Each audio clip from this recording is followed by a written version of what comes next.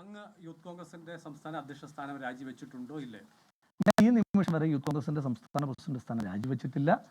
എന്നോട് രാജിവെക്കുമ്പോൾ രാവിലെ തൊട്ട് പറയുന്നത് ഹൈക്കമാൻഡ് രാജി ആവശ്യപ്പെട്ടു. ഞാൻ അറിഞ്ഞിട്ടില്ല. ഈ ഹൈക്കമാൻഡ് രാജി ആവശ്യപ്പെടുകയാണെങ്കിൽ എന്നോടാണല്ലോ ആവശ്യപ്പെടേണ്ടത്. ഇനിയും ഞാൻ രാജി കൊടുത്തു എന്ന് പറഞ്ഞിട്ട് എപ്പോഴേ ഞാൻ ഇതുവരെ രാജിയും വെച്ചിട്ടില്ല. ഒരു കാര്യം ഞാൻ പറയാനായിട്ട് ആഗ്രഹിക്കുന്നത്, അപ്പൊ ഇതുവരെ രാജിയും വെച്ചിട്ടില്ല, എന്നോടാണല്ലോ ആവശ്യപ്പെടേണ്ടത്. ഇനിയും ഞാൻ രാജി കൊടുത്തു എന്ന് പറഞ്ഞിട്ട് എപ്പോഴേ വാർത്ത വന്നു. അപ്പൊ എൻ്റെ രാജിക്കത്ത് നിങ്ങളൊന്ന് കാണിച്ചു തരണം. അപ്പൊ ഞാൻ ഇതുവരെ രാജിയും വെച്ചിട്ടില്ല. ഒരു കാര്യം ഞാൻ പറയാനായിട്ട് ആഗ്രഹിക്കുന്നത്, അപ്പൊ ഇതുവരെ രാജിയും വെച്ചിട്ടില്ല. ഈ നിമിഷം ഇപ്പം എത്ര മണിയായി? 1:25 വരെ ഞാൻ രാജി വെച്ചിട്ടുമില്ല, എന്നോടാരും രാജി ആവശ്യപ്പെട്ടിട്ടുമില്ല. പക്ഷെ ഞാൻ പറഞ്ഞല്ലോ, ഈ സമയത്ത് സംസ്ഥാന സർക്കാരിനെതിരായിട്ട് ഗുരുതരമായ ആക്ഷേപങ്ങളും ആരോപണങ്ങളും ഉള്ളപ്പോൾ ഗൗരവതരമായ വിഷയങ്ങൾ ചർച്ച ചെയ്യപ്പെടേണ്ട ഒരു സമയമായിട്ട് ആ സമയത്ത് ബോധപൂർവമായി ചില മാധ്യമ സ്ഥാപനങ്ങൾ വളരെ ബോധപൂർവമായി ചെയ്യുന്ന ആളുകളുണ്ട്, ഇല്ലാതെ ചെയ്യുന്ന ആളുകളുണ്ട്, വാർത്ത കയറിയുന്ന ആളുകളുണ്ട്, ന്യായമായിട്ട് വാർത്ത കയറിയുന്നുണ്ട്. അതല്ലാതെ പിന്നെ വളരെ ബോധപൂർവമായി സംസ്ഥാന സർക്കാരിനെ പ്രൊട്ടക്ട് ചെയ്യാൻ വേണ്ടിയിട്ട് വാർത്ത ചെയ്യുന്ന മാധ്യമ സ്ഥാപനമുണ്ട്. ചില ആളുകളുടെ വലിയ വിധി പ്രസ്താവങ്ങളൊക്കെ കേട്ടിരുന്നു. ആ ആളുകളൊക്കെ നമുക്കും അറിയാവുന്നതല്ലേ. അത് പറയട്ടെ, ഞാൻ പൂർത്തീകരിക്കുന്നത് വരെ ഇനിയും ദയവ് ചെയ്ത് എന്നോട് ചോദ്യം ചോദിക്കുന്നുള്ള റിക്വസ്റ്റ് നിങ്ങളോട് വയ്ക്കുകയാണ്. ആജ്ഞയല്ല, ആക്ഷേപമല്ല. ഞാനൊന്ന് പറയട്ടെ, ഞാൻ എൻ്റെ മാധ്യമ സമ്മേളനമല്ലേ സഹോദര, എൻ്റെ മാധ്യമ സമ്മേളനത്തിൽ ഞാൻ പറയുന്ന കാര്യം എനിക്ക് പറയാനുള്ളത് പറഞ്ഞിട്ട് നിങ്ങൾ ചോദ്യം ചോദിക്കുക, അതല്ലേ മര്യാദ. അപ്പോൾ ഈ മാധ്യമ സ്ഥാപനത്തിൽ വലിയ ജഡ്ജ്മെൻ്റ് ഒക്കെ നടത്തിയ ആളുകളെ നമുക്കറിയാം, ഈ ആളുകളൊക്കെ നമുക്കറിയാം, കൃത്യമായിട്ടറിയാം. അവരെപ്പറ്റി നമുക്ക് വളരെ ബോധ്യമുണ്ട്. അപ്പോൾ ഞാൻ അതിലേക്കൊന്നും കടക്കുന്നില്ല. അതൊക്കെ അവരുടെ വ്യക്തിപരമായ സ്വകാര്യമായ കാര്യങ്ങൾ, അതിലേക്കൊന്നും ഞാൻ കടക്കാൻ ഉദ്ദേശിക്കുന്നില്ല. പക്ഷെ ഞാൻ പറഞ്ഞല്ലോ, സംസ്ഥാന സർക്കാരിനെതിരായിട്ട് ഗുരുതരമായ ആക്ഷേപങ്ങളും ആരോപണങ്ങളും ചർച്ച ചെയ്യപ്പെടേണ്ട സമയത്ത് പൊതുവിടത്തിൽ, സൈബറിടത്തിൽ, മാധ്യമങ്ങളിൽ അത് ചർച്ച ചെയ്യപ്പെടേണ്ട സമയത്ത് ഈ നിമിഷം വരെ എന്നെപ്പറ്റി ഒരു പരാതി ഒരാൾ ഉന്നയിക്കുക പോലും ചെയ്യാതെ, എൻ്റെ പേര് പറഞ്ഞൊരു പരാതി ഏതെങ്കിലും ഒരു വ്യക്തി കൊടുക്കുക പോലും ചെയ്യാത്ത സാഹചര്യത്തിൽ ഇങ്ങനെ വാർത്ത വന്നിട്ട് സർക്കാരിനെ കവറപ്പ് ചെയ്യാൻ ശ്രമിക്കുമ്പോൾ ഞാൻ അടിസ്ഥാനപരമായൊരു കോൺഗ്രസ്സുകാരനാണ്. എൻ്റെ പദവി ഇന്നിപ്പോൾ ഞാൻ യൂത്ത് കോൺഗ്രസ് പ്രസിഡൻ്റാണോ, ഇന്നലെ യൂത്ത് കോൺഗ്രസ് ജനറൽ സെക്രട്ടറി ആയിരുന്നു, മെനങ്ങാന്ന് NSU സെക്രട്ടറി ആയിരുന്നു, KSU ജില്ലാ സെക്രട്ടറി ആയിരുന്നു, ഈ മണ്ഡലത്തിലെ മണ്ഡലം പ്രസിഡൻ്റായിട്ട് തുടങ്ങിയ ആളാണ് ഞാൻ. അതൊന്നുമല്ല എൻ്റെ പദവി. എൻ്റെ പദവി എന്ന് പറയുന്നത് കോൺഗ്രസ് പ്രവർത്തകൻ എന്നുള്ളതാണ് എൻ്റെ പദവി. ഈ പാർട്ടിക്ക് ഒരു പോറൽ പോലും ആരെങ്കിലും ഏൽപ്പിക്കാൻ അനുവദിക്കാത്ത ഈ നാട്ടിലെ ലക്ഷക്കണക്കിനായ കോൺഗ്രസ് പ്രവർത്തകരുടെ പ്രതിനിധിയാണ് ഞാൻ ആ പ്രതിനിധിയായിട്ടാണ് തുടങ്ങുന്നത്.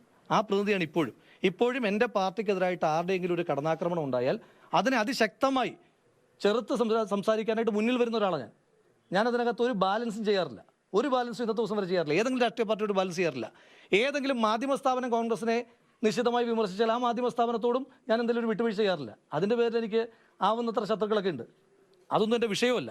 അടിസ്ഥാനപരമായി എന്നെ ഇതൊക്കെ ആക്കുന്ന എൻ്റെ പാർട്ടിയാണ്. ആ ബോധ്യം എനിക്കുണ്ട്. അപ്പം പാർട്ടിയുടെ പ്രവർത്തകർ സർക്കാരിനെതിരായിട്ട് അഗ്രസീവായി നിലപാടെടുക്കേണ്ട സമയത്ത് നിങ്ങളുടെ ഒരു ഒരു ഒരു ഒരു ചില മാധ്യമ സ്ഥാപനങ്ങളുടെയും ഇടതുപക്ഷത്തിൻ്റെയും ഒക്കെ BJP ഉണ്ട് അതിനകത്ത്. അപ്പോൾ ഇന്നലെ പ്രസംഗിച്ചിട്ടുള്ള ആളുകളെ പറ്റിയൊക്കെ ഞാൻ കേട്ടു, വലിയ പ്രസംഗമൊക്കെ നടത്തുന്ന ആളുകളെ കേട്ടു.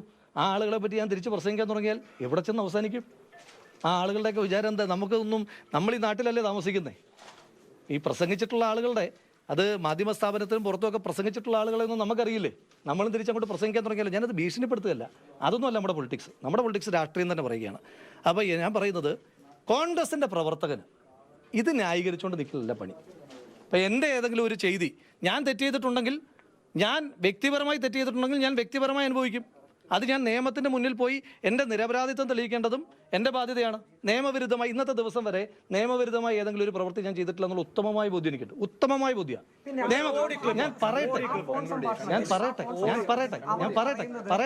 ഞാൻ പറയാതെ ഒരു ചോദ്യം എടുക്കില്ല. ബാക്കി മാധ്യമപ്രവർത്തകർക്ക് തീരുമാനിക്കാം. കൈരളിയുടെ റിപ്പോർട്ടർ ചാനലിലെ റിപ്പോർട്ടറും മാത്രം ഇങ്ങനെ ആവർത്തിച്ച് ചോദ്യം ചോദിച്ചിട്ട് കഴിഞ്ഞാൽ ഞാൻ പറയാമെന്ന കാര്യമില്ലേ? പത്രസമ്മേളനം എന്ന് പറഞ്ഞ ഒരു രീതിയില്ലേ, മാധ്യമ സമ്മേളനം എന്ന് പറഞ്ഞൊരു രീതിയില്ലേ? മാധ്യമ സമ്മേളനത്തിൽ പറയാൻ വന്ന ആളുകൾക്ക് പറയണ്ടേ? അത് ഞാൻ പറയട്ടെ. അപ്പോൾ എന്നെ നയിക്കാൻ പാർട്ടി പ്രവർത്തകരുടെ ബാധ്യത. ഞാൻ തെറ്റ് ചെയ്തിട്ടുണ്ടെങ്കിൽ ഇപ്പോഴും ഞാൻ പറയുന്നുള്ളൂ, ഉത്തമമായ ബോധ്യം രാജ്യത്തെ നിയമം പറയുന്ന മാധ്യമ സമ്മേളനം എന്ന് പറഞ്ഞൊരു രീതിയില്ലേ, മാധ്യമ സമ്മേളനത്തിൽ പറയാൻ വന്ന ആളുകൾക്ക് പറയണ്ടേ? അത് ഞാൻ പറയട്ടെ. അപ്പോൾ എന്നെ ന്യായീകരിച്ചുകൊണ്ടിരിക്കലല്ല പാർട്ടി പ്രവർത്തകരുടെ ബാധ്യത. ഞാൻ തെറ്റ് ചെയ്തിട്ടുണ്ടെങ്കിൽ ഇപ്പോഴും ഞാൻ പറയുന്നുള്ളൂ, ഉത്തമമായ ബോധ്യം രാജ്യത്തെ നിയമം പറയുന്ന ഏതെങ്കിലും ഒരു കാര്യത്തിനെതിരായിട്ട് നിയമവിരുദ്ധമായ ഒരു കാര്യം ഞാൻ ചെയ്തിട്ടില്ല, അത് ഉത്തമമായ ബോധ്യമാണ്. ഇനി അതിനപ്പുറം ആർക്കെങ്കിലും ആർഗ്യുമെൻ്റ് ഉണ്ടോ? ആ ആർഗ്യുമെൻ്റ് ഉള്ള ആളുകൾ പരാതിപ്പെട്ടാൽ ഞാൻ കോടതിയിൽ പോയി, ഈ രാജ്യത്ത് നീതിന്യായ സംവിധാനത്തിൽ പോയിട്ട് എൻ്റെ നിരപരാധിത്വം തെളിയിക്കാൻ പറ്റുമെന്നുള്ള ഉത്തമമായ ബോധ്യമുണ്ട്. കോൺഗ്രസ് പ്രവർത്തകരുടെ ബാധ്യതയല്ലത്. അതുകൊണ്ട് യൂത്ത് കോൺഗ്രസ് സംസ്ഥാന പ്രസിഡന്റ് സ്ഥാനം 1:30. അപ്പോൾ ഇതുവരെ കൊടുത്ത വാർത്തകൾക്കൊന്നും ഒരു അടിസ്ഥാനമില്ല. എന്നോടൊരു ഹൈക്കമാൻഡ് ആവശ്യപ്പെട്ടിട്ടില്ല. അത് തെളിയിച്ചാൽ നിങ്ങൾ പറയുന്ന ജോലി ഞാനും ചെയ്യാം. എന്നോട് ഹൈക്കമാൻഡ് ആവശ്യപ്പെട്ടു തെളിയിച്ചാൽ ഞാൻ യൂത്ത് കോൺഗ്രസ് സംസ്ഥാന പ്രസിഡന്റ് സ്ഥാനം രാജിവെക്കുകയാണ്. ആ രാജിവെക്കുന്നത് ഞാൻ കുറ്റം ചെയ്തതുകൊണ്ടല്ല, എന്നെ ന്യായീകരിക്കേണ്ടെന്ന ബാധ്യതയല്ല പാർട്ടി പ്രവർത്തകർക്കുള്ളത്. പാർട്ടി പ്രവർത്തകർ ആർജവത്തോടു കൂടി ഈ സർക്കാരിൻ്റെ കൊള്ളരുതായ്മകൾക്കെതിരെ ഞാൻ ഉൾപ്പെടെയുള്ള പാർട്ടി പ്രവർത്തകർ ആഞ്ഞടിക്കും. അത് സൈബർ ഇടത്തിൽ, തെരുവിൽ, പ്രക്ഷോഭങ്ങളിൽ, മാധ്യമങ്ങളിൽ ഞങ്ങൾ ആഞ്ഞടിക്കും. ആ ആഞ്ഞടിക്കുന്ന സമയത്ത് തന്നെ ന്യായീകരിച്ചുകൊണ്ടിരിക്കലല്ല കോൺഗ്രസ് പ്രവർത്തകരുടെ ബാധ്യത എന്നുള്ളത് കൊണ്ട് കോൺഗ്രസ് പ്രവർത്തകരുടെ സമയത്തെ കൂടി മാനിച്ചുകൊണ്ട് അവർക്ക് വലിയ ജോലിയുണ്ട്. നിയമസഭാ തെരഞ്ഞെടുപ്പും ത്രിതല പഞ്ചായത്ത് തെരഞ്ഞെടുപ്പും വരികയാണ്. അപ്പോൾ അവർ ആ ജോലിയാണ് ചെയ്യേണ്ടത്. അതുകൊണ്ട് എൻ്റെ മുഴുവൻ കോൺഗ്രസ് പ്രവർത്തകരോടുമുള്ള എൻ്റെ അഭ്യർത്ഥന, പ്രിയപ്പെട്ട സഹപ്രവർത്തകരുള്ള അഭ്യർത്ഥന, എൻ്റെ നിരപരാധിത്വം തെളിയിക്കേണ്ടുന്ന ബാധ്യത ഞാൻ ഏറ്റെടുക്കും. ഞാൻ ഉൾപ്പെടെയുള്ള കോൺഗ്രസ് പ്രവർത്തകരുടെ ബാധ്യത നമ്മൾ ഈ സർക്കാരിൻ്റെ കൊള്ളരുതായ്മകളെ തുറന്നു കാണിക്കുക എന്നുള്ളതാണ്. അത് തുറന്നു കാണിച്ചുകൊണ്ടേ നമ്മളിരിക്കും. അത് തുറന്നു കാണിക്കാൻ വേണ്ടിയിട്ട് നമ്മുടെ സമയം വിനിയോഗിക്കും. ഇതുവരെ സംസ്ഥാന യൂത്ത് കോൺഗ്രസ് കമ്മിറ്റിയുടെ അധ്യക്ഷൻ എന്ന നിലയിൽ നിങ്ങൾ തന്നിട്ടുള്ള എല്ലാവിധമായ പിന്തുണയ്ക്കും മാധ്യമ പ്രവർത്തകരോട്, പൊതുസമൂഹത്തോട്, പാർട്ടി പ്രവർത്തകരോടുള്ള നന്ദിയും കടപ്പാടും അറിയിക്കുന്നു. ഒപ്പം അങ്ങയുടെ മാധ്യമ സ്ഥാപനത്തോട് പറഞ്ഞത്, ഞാൻ പ്രസിഡന്റായി ചുമതല ഏറ്റെടുത്തപ്പോൾ പറഞ്ഞത്, ഇപ്പം ഞാൻ തെറിക്കും, വ്യാജ പ്രസിഡന്റായി തിരഞ്ഞെടുക്കപ്പെട്ട ആളാണ്, വ്യാജ തിരിച്ചൽ കാർഡുമായിട്ട് ഞാൻ ജയിലിലേക്ക് പോകുന്നു എന്നാണ് പറഞ്ഞത്. ഈ ഞാൻ രാജിവെക്കുന്ന നിമിഷം വരെ അങ്ങ് എക്സ്ക്ലൂസീവായി കൊണ്ടുവന്ന ആ ആരോപണം തെളിയിക്കാൻ അങ്ങേക്ക് കഴിഞ്ഞിട്ടില്ല. ഇന്നത്തെ ദിവസം വരെ എനിക്കെതിരായിട്ട് FIR പോലും എടുപ്പിക്കാൻ കഴിഞ്ഞിട്ടില്ല. എനിക്ക് അപ്പോഴും പരാതിയൊന്നുമില്ല. നിങ്ങൾ നിങ്ങളുടെ മാധ്യമ പ്രവർത്തനം നടത്തുന്നു, നിങ്ങളതൊരു അജണ്ട വെച്ചിട്ട് ചെയ്യുന്നു എന്നല്ല ഞാൻ പറയുന്നത്. അപ്പോൾ തെളിയിക്കാൻ കഴിഞ്ഞിട്ടില്ല. ഞാൻ യൂത്ത് കോൺഗ്രസ് പ്രസിഡന്റ് രാജിവെക്കും.